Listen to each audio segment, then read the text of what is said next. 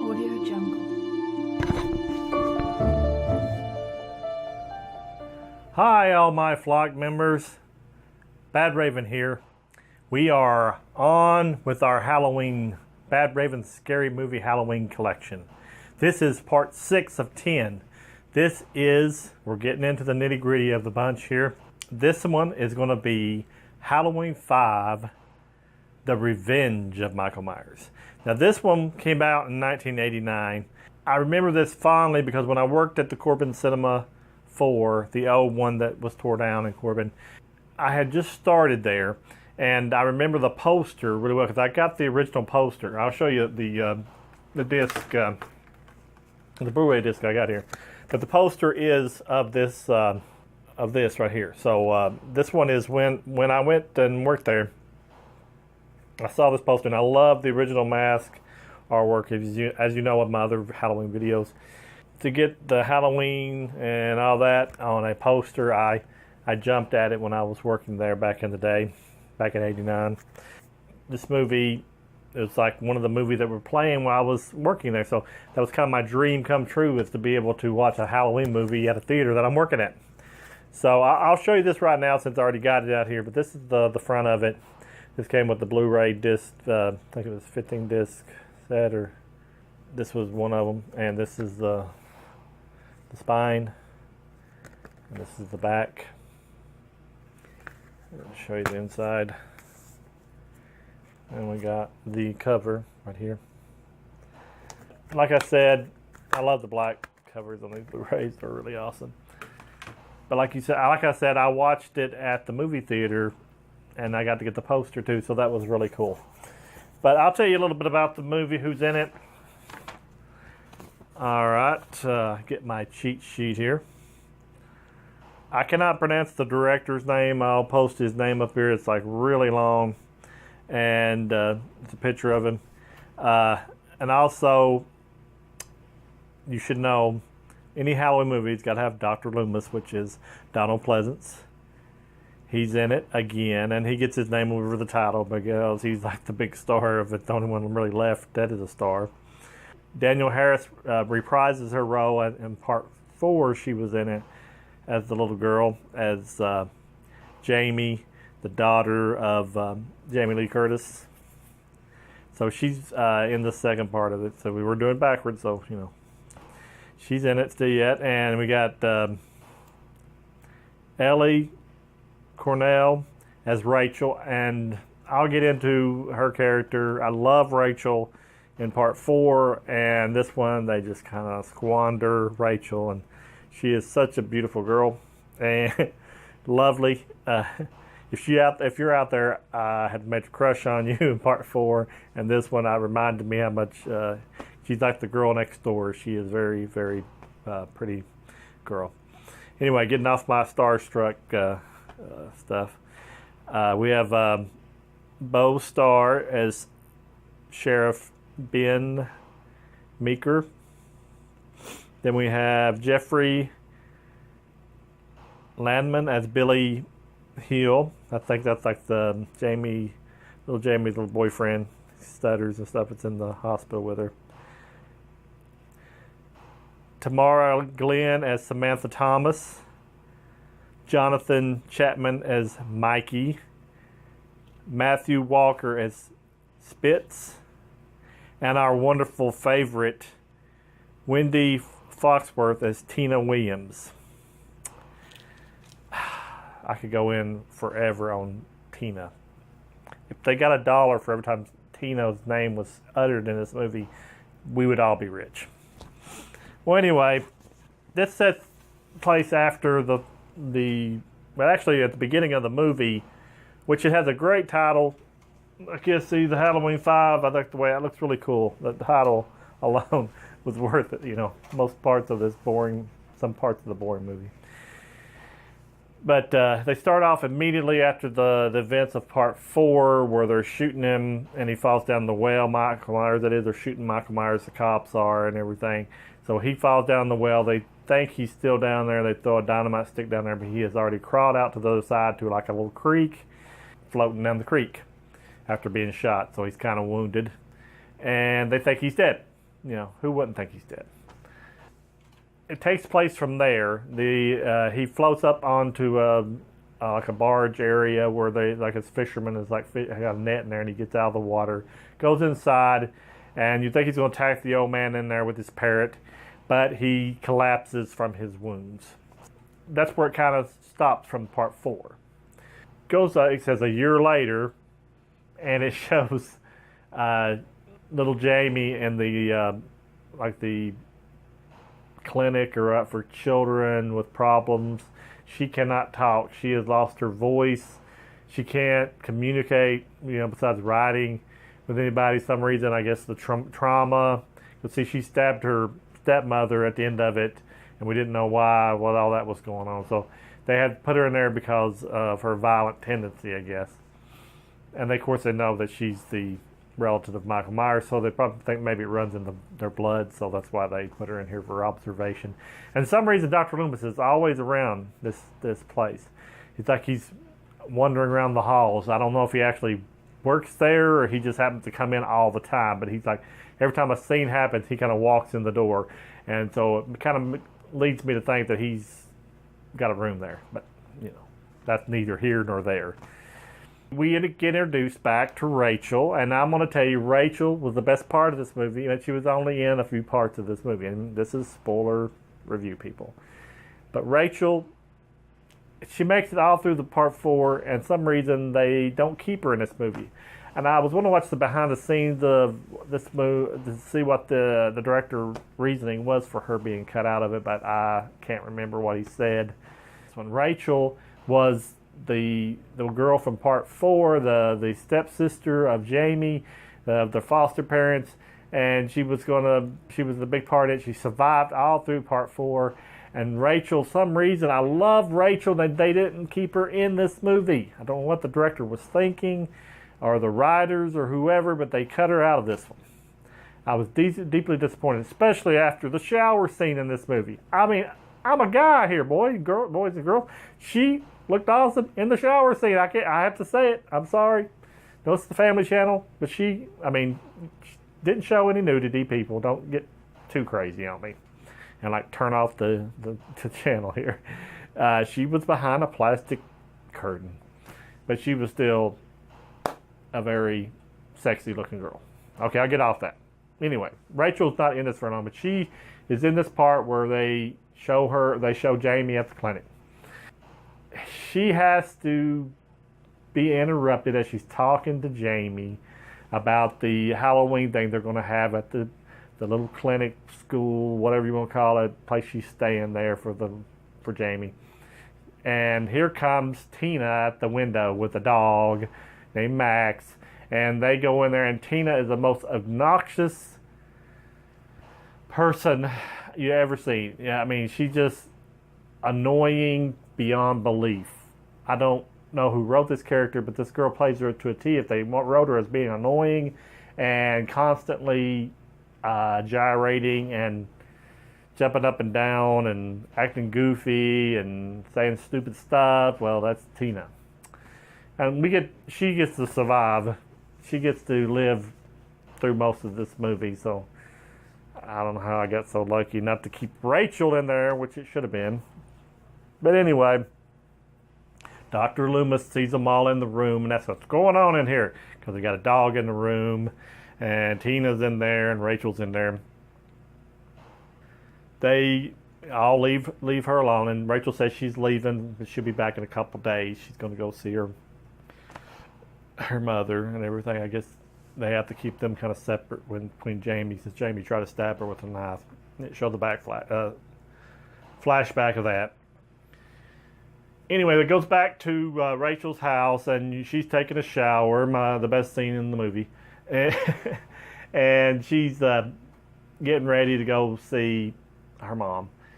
And she's in the house, and she gets kind of changing her clothes. And Michael's in the house. The dog's going crazy.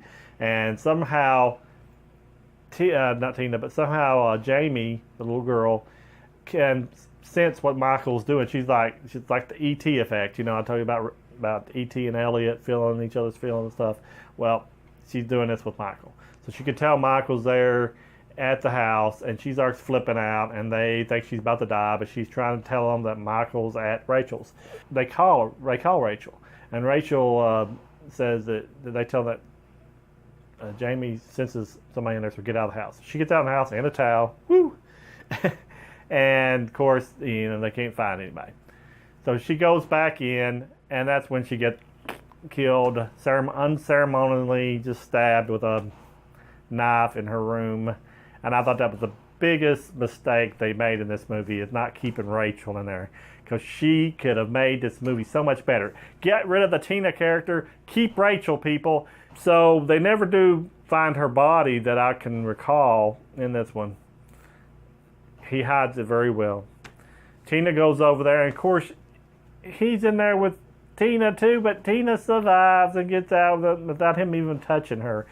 So I don't know, but he follows Tina out the door with her other friend, her other blonde friend. I think her name was Samantha. Tamara Glenn played her. I'm pretty sure that's the one was her friend was with her. And they're running around, like doing their girly thing, walking down the street. And you can look, and Michael comes out of the house, and he like drifts around in the background, and they're talking and all that, and he sees them, and they're planning a big party, and Tina sees her boyfriend. His name's Michael too, so we get two Michaels, and then he's like a big narcissistic guy that loves his car and loves his looks, and he's just kind of a broody like fellow, and like he don't have the time of day for Tina most of the time, which Tina is super annoying. I can see why. But he's got his big Mustang. I think it's a Mustang car. It might be a Camaro. And he's like zooming around town with her, and they go get some booze. They're supposed to get some booze from this liquor store. And he pulls up around back to pick it up, and he's putting it in his car. Of course, Michael's been walking around listening to his girlfriend, Tina and Samantha, and he's hiding out in the back of the liquor store. So when Michael, her boyfriend Michael, puts all the stuff in the car, he comes out with one of these big, like, it's got like a claw on the end of it. I can't think of it. Like a handle, and he like scrapes the back of his beautiful car, and that freaks the Michael out. So he jumps out of the car and is ready to hit him or something, and Michael grabs him by the throat, plants it in the skull, kills him in broad daylight, nobody sees. He takes off in his car, and he can drive this Camaro good. I mean, he is spinning the tires, he's doing all his loop-loops, and he's become an excellent stunt driver in this movie. To make a long story short, people, the little girl is constantly seeing things that Michael's doing. They end up going to the party. Tina and Samantha and her boyfriend go to the party, and they're at this party, and there's two cops there because the cops want people to watch her, because Jamie's seen Tina having problems, and she thinks that Tina's going to get killed, but we were not that lucky at this time to see her get killed. They're at the party, and they're like, for some reason, one of them has a Michael Myers outfit, and they run out in front of the cops like they're going to stab Tina, and the cops get out with their guns. They're like, hey, we're going to shoot you. And the guy's like, hey, man, we're just kidding. I mean, who would do that, knowing how trigger-happy these cops are on this movie, because they know Michael Myers. They're living in Haddonfield, people, and they know that they're going to be ready for him. They see Michael Myers coming out of the blue. He's lucky he just didn't get shot, Samantha's boyfriend. Anyway, they go giggling off into the barn of the place. By that time, Jamie and her little boyfriend, Billy, the stuttering little boy, they sneak out of the little penitentiary or whatever they are in for little kids, and they sneak down the highway, and Billy overheard where Tina was going, so they know this is the farmhouse. They go to the farmhouse. Tina is flipping out because she can't find her boyfriend, Michael, whatever. So she goes in the barn. That's where Samantha and her boyfriend was at, and they're slaughtered. Michael slaughtered them in the barn. And it has a cool little scene with Michael with a sickle when he kills the Samantha character, and he puts like the pitchfork through her boyfriend. So that was kind of had some cool kills right there. But anyway, she sees those dead bodies, runs outside. Michael's in the big Camaro, trying to run over her. And by that time, Jamie and the little Billy boy meet up at the same time. So they're like, he's chasing them all in a car down a field, and he's like trying to run over Tina for a while. Then he tries to run over Jamie for a while. He almost runs over Billy, but he jumps out of the way. And then Michael's still trying to run over Jamie. Tina follows him all the way into the woods. Jamie jumps out of the way. Michael hits a tree. They think he's dead because he's like head's hitting on the horn, the horn's blowing. But of course that quits going off, and he gets out. He comes up to Jamie with a knife, and Tina jumps in the way, and he stabs her, which is great for me. Thank you, Michael, for killing Tina off. I was glad she was gone. I heard Tina's name screamed so much by Jamie, so much by everybody else in the characters. I mean, I got so sick of that. I got sick of hearing Tina, Tina. It was constant Tina, Tina everywhere. So she was gone. That was one annoying thing gone. Before he can kill Jamie, the cops get there. Michael runs off or hides in the woods. Dr. Loomis is with them. And he's like, gets her, puts her in an ambulance, and he stays there at the woods and tells Michael, meet us at the house, meet us at your house where it all began, and she can take the rage away from you. You know that Jamie can like make your rage go away. And all the time while this was going on, there was a man in black walking around, and Michael's got the thorn symbol on his arm, and so does this man in black. So we don't know what that's about, but he was in the movie too. All right, the cops and Dr. Loomis and the little girl all set up a big elaborate plan at the Myers house, which looks nothing like any movie I've ever seen's Myers house. I thought the one in Curse of Chucky looked really bad. It was closer to the Myers house than this thing. It's had a big old fancy roof on it and spiral ceiling. I've never seen this in any of the Myers movies. It was a totally different house, but it's supposed to be the Myers house. Anyway, they set up a trap for Michael. Michael knows that they're going to do this, so he like attacks the clinic place where her stuttering boyfriend Billy is. So that makes everybody leaves to go over there, and of course, Dr. Loomis, the little girl, and a cop stay there. And Dr. Loomis even says, "Hey, now you'll come, won't you?" So he read the script really good. They're waiting there. Michael shows up. And of course, everything that could go wrong goes wrong. The cop gets killed. Dr. Loomis gets stabbed by Michael Myers. The little girl has to fend for herself in the house. She gets down the little chute thing. You drop your laundry and stuff in.